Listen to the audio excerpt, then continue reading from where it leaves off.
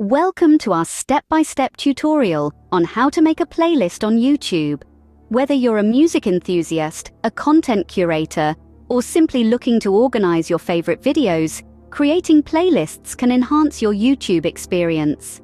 First, open YouTube in your web browser or app. Make sure you're logged in with your Google account to create and save playlists.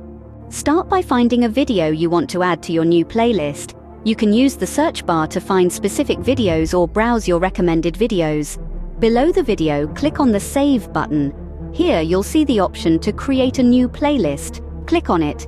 Enter a name for your playlist. You can choose to make your playlist public, unlisted, or private. Then, click Create.